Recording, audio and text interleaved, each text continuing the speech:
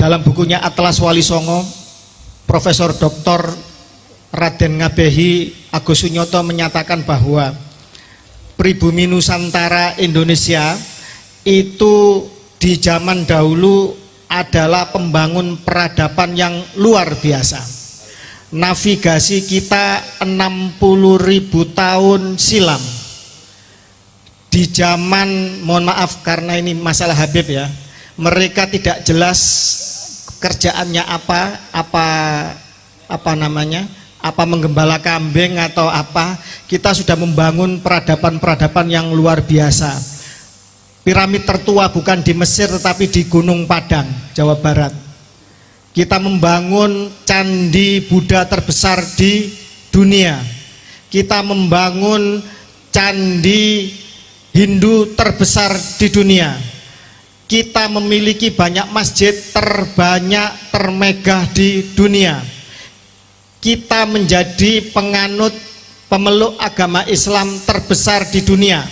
Penduduk pribumi Nusantara membangun peradabannya dengan harga dirinya, dengan segala jiwa dan kebesaran dari leluhurnya, di mana semua substansi kebenaran bisa diserap dengan tidak melupakan akar tradisi bangsanya.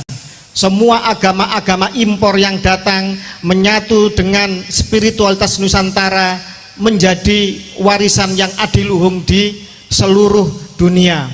Pada saat Sriwijaya menjadi pusat peradaban agama Buddha, tercatat Dharma Kirti menjadi seorang tokoh sufi agama Buddha yang sampai sekarang kitabnya dipakai menjadi sumber spiritualitas hingga di Tibet sana. Pada saat peradaban Nusantara dibangun, Imperium Majapahit bisa berdamai, imperium yang Siwa Buddha bisa berubah menjadi Kesultanan Demak dengan cara yang damai dan bermartabat. Adalah fitnah dari para penjajah kalau kemudian Majapahit runtuh karena diserang oleh Raden Patah. Majapahit runtuh karena perang perebutan kekuasaan antara Girindrawardana dengan raja terakhir Majapahit, yang itu adalah bukan keturunan laki-laki dari Raden Wijaya, sehingga kemudian berpindah, yang satunya di Belambangan, satunya ada di Daha. Pada saat terpecah belah menjadi banyak negara, itulah kemudian Demak menyelamatkan Majapahit untuk kemudian menjadi sebuah imperium Islam yang di timur jauh yang sangat luar biasa, di mana menyerang Portugis 2 kali di Malaka, membantu Aceh, yang kedua membantu Malaka, kemudian menyerang Portugis di Sunda Kelapa.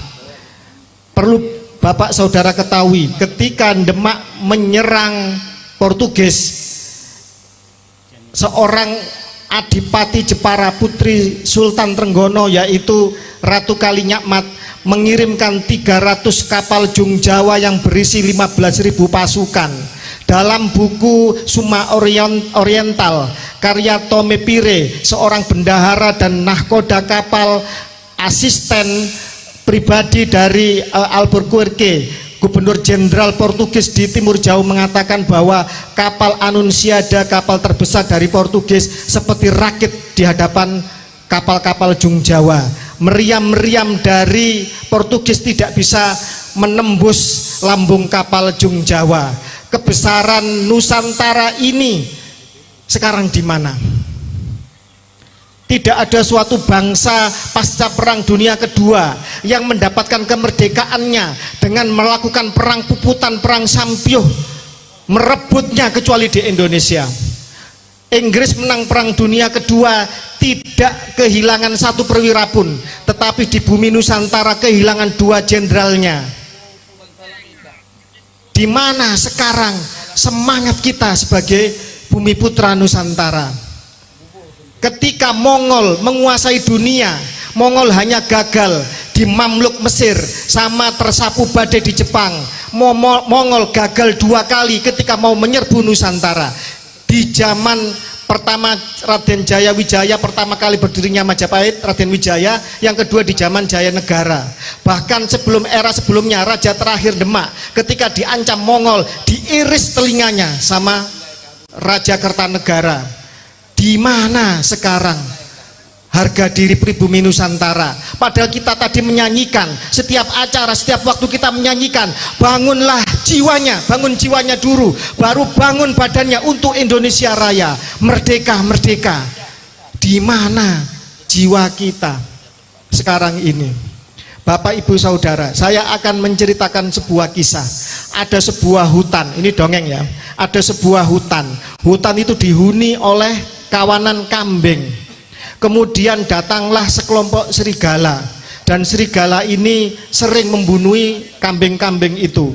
Kemudian kambing ini berunding untuk kemudian mengirimkan duta, hei serigala, janganlah engkau berlaku jahat kepada kami, kamu memakan saudara-saudara kami. Tapi apa? Duta yang dikirim itu malah dimakan sama serigala. Bagi kambing jahat enggak? Serigala itu jahat. Tapi bagi serigala, wajar nggak dia makan kambing? Wajar. Kenapa kok wajar? Karena susunan DNA genetik antara kambing dan serigala tidak sama. Kambing susunan genetiknya tidak mau makan daging tetapi makan rumput.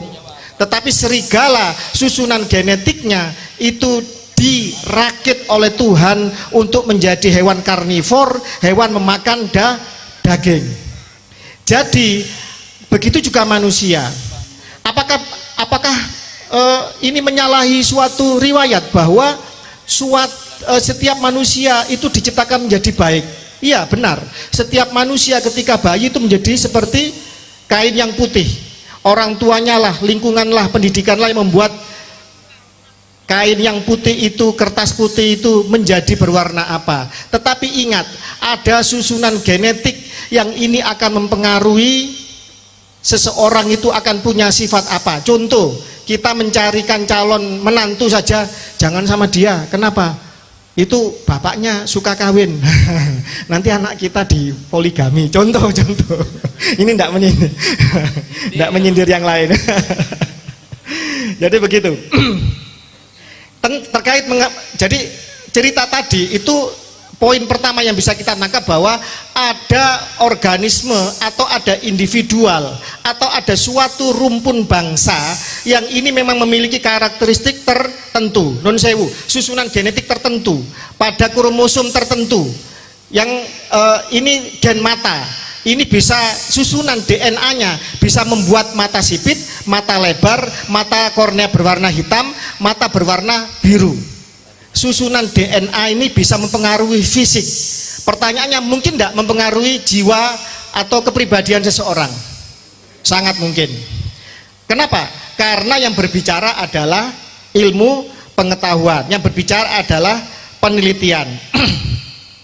Gen jahat ini pernah diangkat oleh seorang profesor namanya Gerhard Roth di Jerman, di Bremen. Dia melakukan penelitian atas inisiasi atas biaya dari pemerintah Jerman untuk menyelidiki apakah ada gen jahat pada manusia. Sumber dari objek penelitiannya adalah para kriminal napi kelas berat di Jerman. Dalam suatu ruangan khusus diukur gelombang otaknya dengan disinari sinar X, kemudian dilihat bahwa mereka-mereka ini diputar film yang brutal, yang sadistis, pembantaian atau apa. Seharusnya ada gelombang otak itu akan gelombang tempat otak kasih sayang itu sudah terdeteksi, ilmuwan sudah paham itu, bukan urusan kita, urusan ilmuwan, urusan ahli otak, ahli saraf, neurologi. Itu harusnya berpendar untuk orang itu jijik atau muak atau memalingkan mukanya. Tetapi para kriminal, orang-orang jahat ini justru menikmatinya dan seolah-olah tidak ada reaksi apapun. Dari citra sinar X itu kelihatan ada suatu massa hitam di jidat. Itu ditemukan pada mereka, namanya lobus frontal. Jadi di lobus frontal depan jidat ini itu ada semacam citra hitam. Dan Rasulullah sebenarnya sudah mengatakan ini 14 abad yang silam dalam mensifati orang-orang Khawarij yang katanya jidatnya hitam.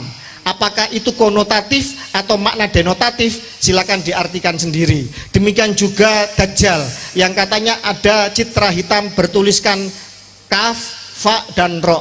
Jadi Rasulullah sudah menemukan itu, menyampaikan itu 14 abad yang silam sebelum Profesor Dr. Gerhard Roth dari Jerman itu memberikan ulasannya.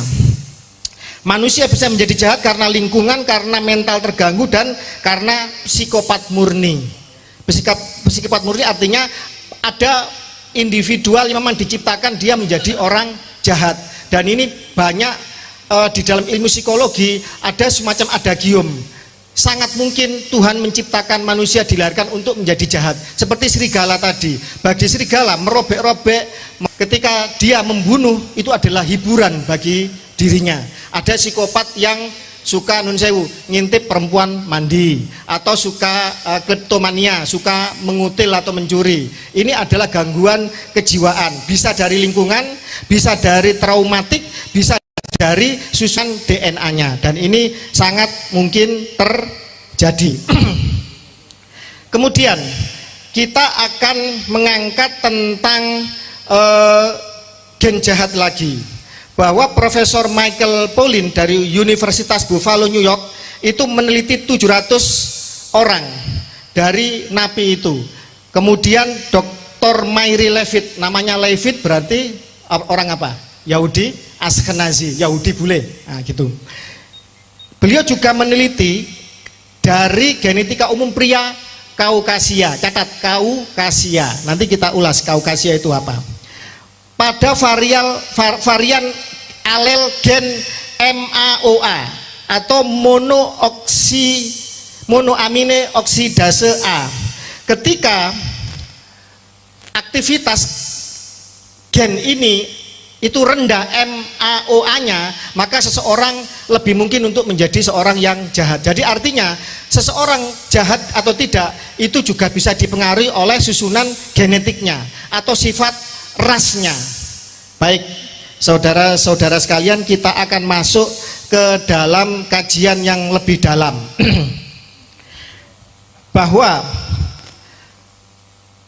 keturunan Rasulullah Shallallahu Alaihi Wasallam, para ilmuwan itu sudah melakukan pemetaan banyak suku bangsa, banyak keturunan di seluruh dunia ini. Kita akan mengupas dua saja. Yang pertama adalah keturunan dari Nabi Ibrahim alaihi salatu wassalam. Nabi Ibrahim itu punya 3 istri. Dari 3 istri berarti punya 3 garis keturunan. Dari Sarah melahirkan Ismail, dari Ishak melahirkan nanti Bani Israel 12 suku putra Yakub, dari Keturah nanti melahirkan Madiani termasuk Nabi Syuaib kalau nggak salah. Dan itu kita akan bahas 2 saja. Dari Quraisy itu sudah ditemukan kode DNA-nya, yaitu semuanya dari Ibrahim ini ketika dites DNA keturunan-keturunan ini itu haplogrupnya harus J1. Nanti kita jelaskan. Ismail memiliki kode L859, sementara Ishak L860. Jadi bisa dipetakan leluhur kita itu. Nanti kita jelaskan. Tes DNA apa yang bisa presisi sampai Nabi Adam menentukan kita keturunan siapa. Sementara dari Quraisy itu nanti akan melahirkan Bani Hashim FGC 8703 dan Imam Ali FGC 10500. Kenapa dinamakan FGC 10500? Itu pengkodean ini urusannya pakar genetik, tetapi bisa dijelaskan. DNA itu hanya terdiri dari 4 nukleotida, basa nukleotida, yaitu adenin, timin, sitosin, guanin. Di mana adenin akan pasangan dengan timin, sitosin akan pasangan dengan guanin. Pada Imam Ali, jadi keturunan dari Ahlul Bait Nabi, dari Hasan Husain, atau keturunan Ali yang lain yang bukan dari Fatimah, yaitu Sayyidina Abbas, itu sudah diketahui. Jadi gini, contohnya gini, dari keturunan Ali di tes DNA nanti akan ketahuan titik MRC-nya, time most recent ancestor, atau kakek yang sama di titik apa? Kode DNA-nya apa? Yaitu FGC 30416. Ini hanya ada di keturunan Husain.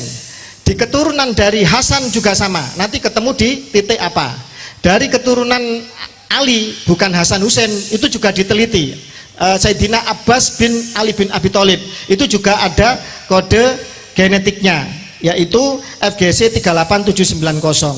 Sementara Ali sendiri sebagai pancer pusat keturunan dari Ahlul Bait Nabi, terutama Hasan dan Husain, itu jadi gini, tes DNA itu ada 3 macam. Yang pertama meneliti garis ayah ibu atau parental. Jadi parental DNA dari garis ayah ibu, yaitu 22 pasang kromosom. Ini bisa menentukan ras. Contoh misalkan ketika Profesor Herawati Sudoyo melalui lembaga LIPI Eijkman itu meneliti beberapa pesohor Indonesia termasuk Najwa Shihab, ketahuan bahwa Najwa Shihab ini perempuan ya, berarti dia tidak punya kromosom Y. Kromosom Y hanya pada laki-laki. Itu prosentase rasnya ketahuan. Ternyata prosentase rasnya cuma berapa? 3%.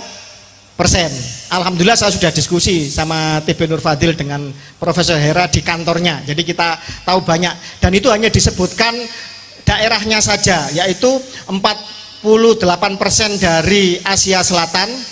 Nanti kita jelaskan siapa ini Asia Selatan ini. Kemudian 33% dari Afrika Utara, yang lain campuran. Tapi ras Arabnya cuma 3%. Bayangkan seorang Najwa Shihab, anaknya Quraisy Shihab, ibunya Asegaf, mereka saling kawin-mawin di antara sesama Bani Alwi. Ternyata Arabnya cuma 3%. Apa yang bisa kita tangkap dari sini?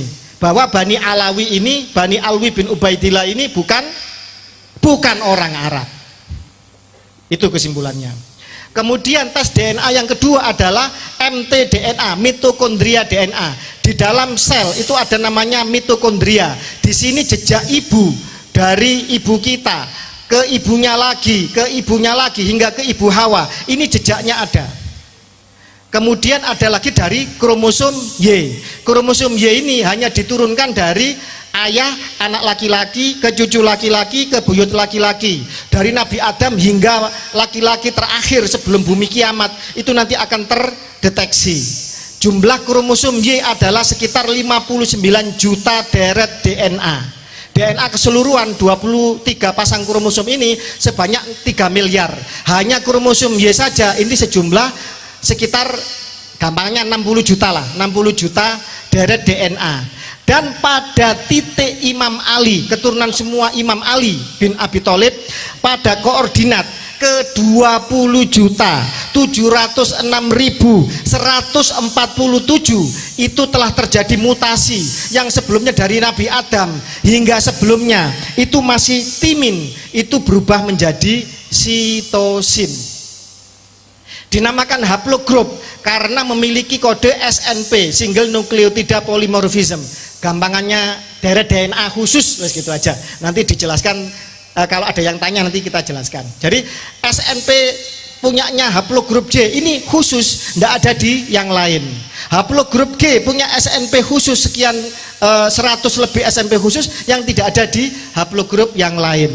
Dan ini bisa menentukan seseorang itu lebih dekat kekerabatannya dengan siapa dan keturunan siapa, dan garis leluhurnya di titik timeline berapa ribu atau berapa ratus tahun silam. Ini bisa dideteksi. Sebegitu presisinya catatan Tuhan. Jadi pertanyaannya, bagaimana dengan Mbak Alwi? Mbak Alwi ini jangankan haplogroup J yang orang Arab, mereka haplogrupnya adalah G. Jadi mereka sama sekali bukan orang Arab. Jadi melenceng jauh. Ini yang bicara ilmu pengetahuan, Pak ya. Dan ada jurnal ilmiahnya. Kalau mau membantah tidak bisa hanya katanya framing bla bla bla, tidak bisa. Harus dengan ilmu pengetahuan, harus dengan jurnal ilmiah. Ini namanya menyangga dengan bermartabat. tidak katanya-katanya, tidak melakukan framing gelap atau mencoba untuk mengkaburkan tes DNA. DNA ini sangat presisi, apalagi kromosom Y yang tidak berekombinan. Jadi Bapak Ibu Saudara sekalian, kita bisa memanipulasi catatan manusia. Sekarang saya mencatat keturunan Diponegoro, 200 tahun kemudian akan menjadi manuskrip, betul enggak? Tetapi ketika dites, apakah di zaman sekarang keturunan Diponegoro mengkonfirmasi saya sebagai keturunan Diponegoro? Ternyata tidak.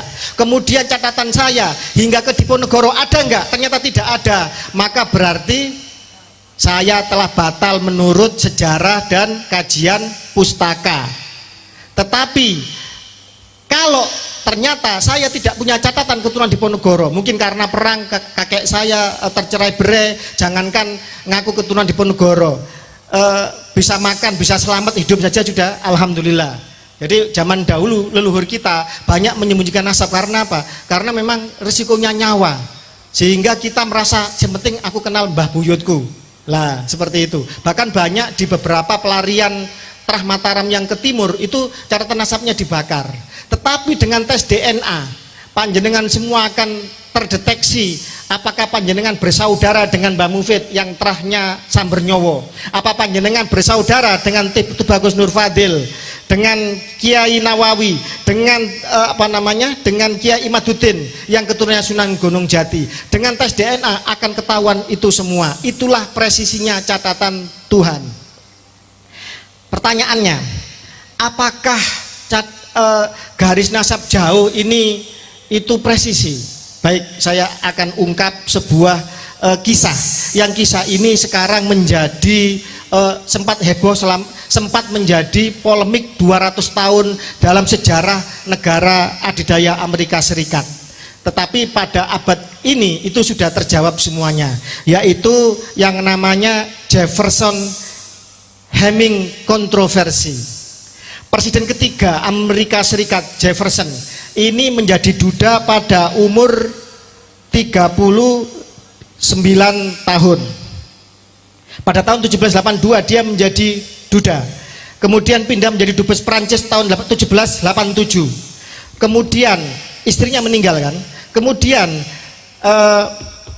istrinya bernama Martha ini punya saudara beda ibu. Bapaknya tuan tanah, punya 120 budak, punya 11.000 hektar tanah, dan salah satu istrinya bernama Betty melahirkan anak bernama Sally. Sally ini berarti campuran nun sewu, budak di Amerika apa Pak? Kulit hitam. Kalau saya nyebut negro nanti rasis ya. Kulit hitam. Jadi Sally ini campuran kulit hitam. Sally ini ikut Presiden Jefferson umur 14 tahun. Dan disinyalir umur 16 tahun dikumpuli secara rahasia dan melahirkan 6 orang anak. Selama 200 tahun keturunan Jefferson dari Martha yang kulit putih ini menolak bahwa punya saudara dari si Sally yang budak kulit hitam ini. Lama ini 200 tahun menjadi kontroversi. Tetapi dengan tes DNA akhirnya ketahuan bahwa keturunan dari Jefferson dari kulit putih yang bernama Martha ini dengan Sally ini ketika dites DNA sesama garis lurus laki-lakinya punya Y-DNA, punya kromosom Y-DNA haplogrupnya T. Dan banyak kode-kode SNP-nya mereka ketemu semua. Artinya tidak bisa mengelak lagi bahwa yang kulit putih ini harus mengakui mereka-mereka yang kulit hitam sebagai saudaranya dari garis keturunan Jefferson, Presiden Amerika ketiga. Inilah catatan Tuhan. Dan ini bisa menjawab apakah catatan tes DNA Y-DNA ini bisa menjawab garis keturunan jauh. Sangat bisa dan pasti bisa.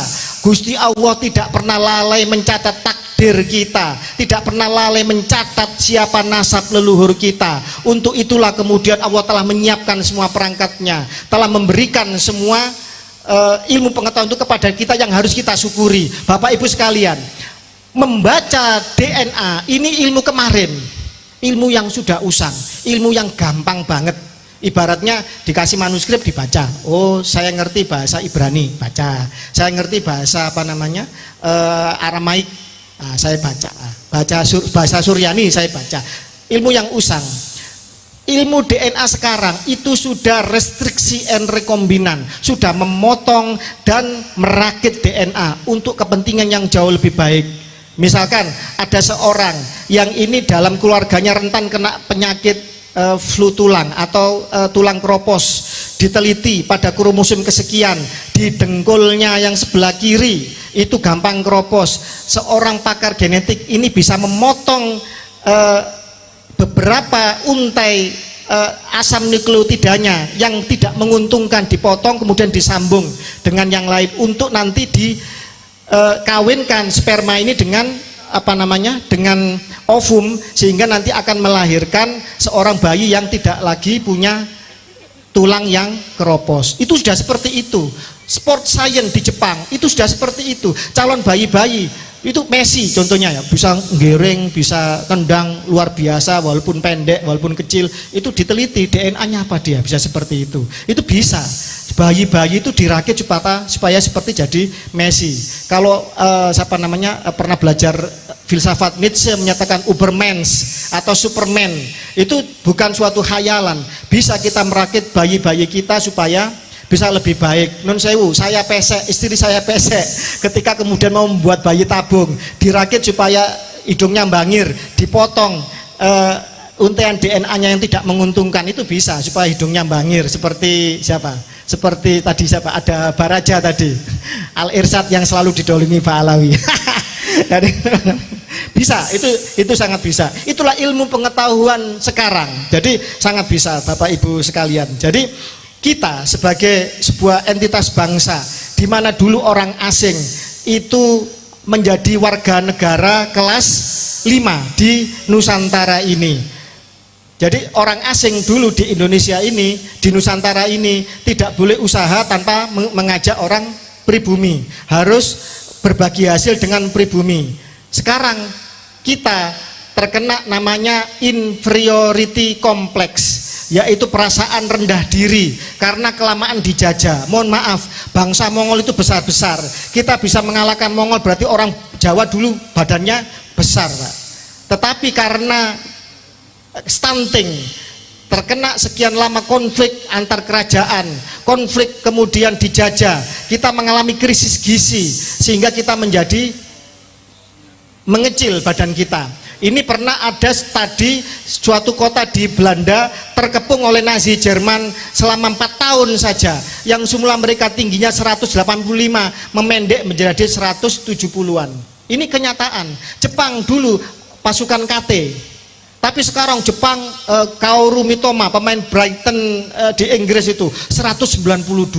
Karena apa? Jepang menggenjot makan ikan.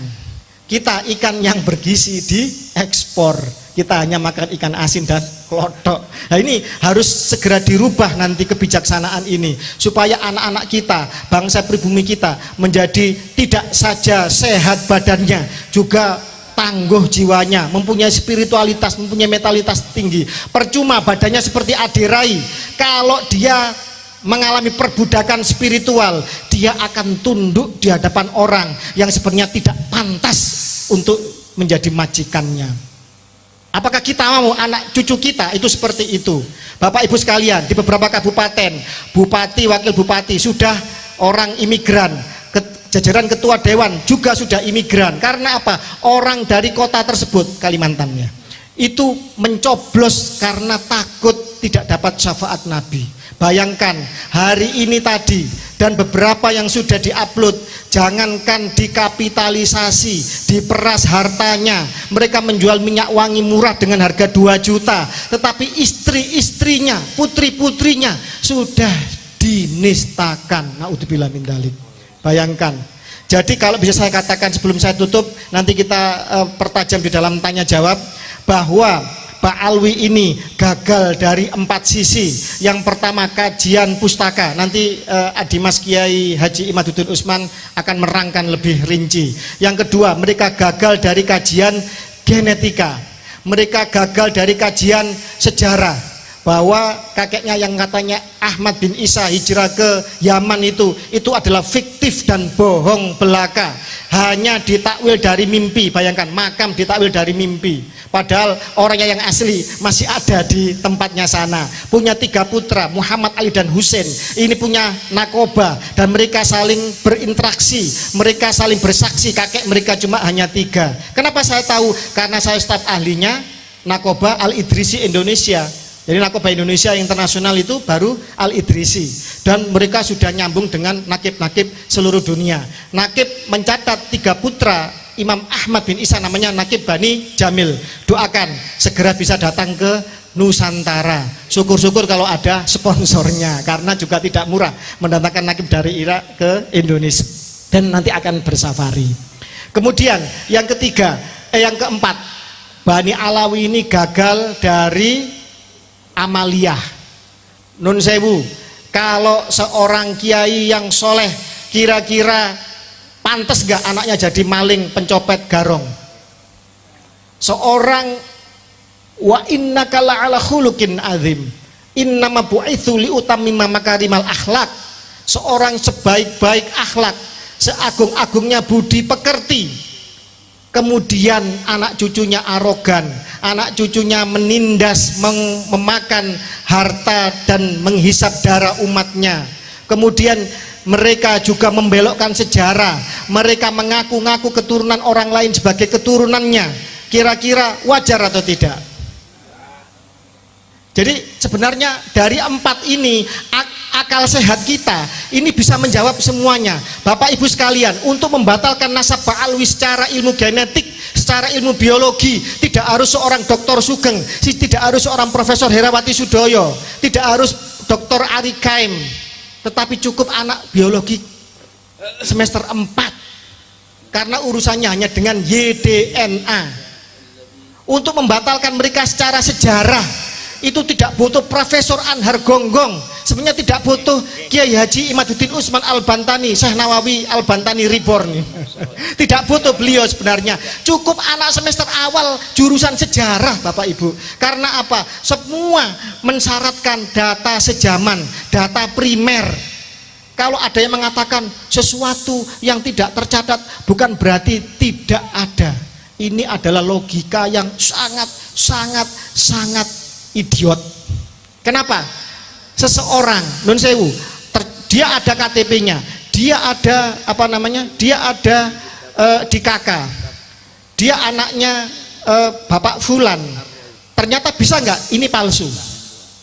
Bisa, setelah diuji macam-macam. Yang ada saja ini bisa saja ternyata tidak ada atau palsu, apalagi yang tidak ada. Lah bagaimana ini bisa apa namanya, bisa dibuktikan ada? Lah wong catatannya aja nggak ada. Mereka mengatakan buktikan nakobah mana yang membatalkan nasab ba'alwi. Loh, apanya yang dibatalkan? Wah, mereka tidak pernah diakui kok mau minta. Ini logika bagaimana? Dan Anda semua, kita semua sebagai bangsa yang bermartabat, yang punya harga diri, yang membangun peradaban ribuan tahun silam, kok mau-maunya sekarang kita dibodohi oleh mereka? Dan Muhyiddin ini loh, ini gimana ini? Bagaimana kakek moyangnya Nun Sewu yang Trah Mataram, Hamengkubuwono jadi bin Yahya, Pakubuwono jadi Asegaf, lah kok terima? Padahal dua-duanya putra dari Amangkurat keempat, Amangkurat Jawi. Maka saya katakan bahwa dengan tegas narasinya kita bisa berdebat, kita bisa berdiskusi. Kalau ini monolog saya tidak mau, makanya saya hadir karena ini dialog. Bahwa Ba'alwi dengan akal sehat, dengan ilmu pengetahuan telah gagal, telah tidak bisa menunjukkan, bahkan bisa dikatakan palsu sebagai keturunan Nabi Muhammad SAW. Dan kita terkena suatu dalil bahwa kita harus menjaga kesucian dari keturunan Ahlul Bait Nabi sesuci-sucinya, seperti Allah itu juga menjamin kesucian dari Ahlul Bait Nabi. Terima kasih. Wallahu muwaffiq ila aqwamit thoriq. Wassalamualaikum warahmatullahi wabarakatuh.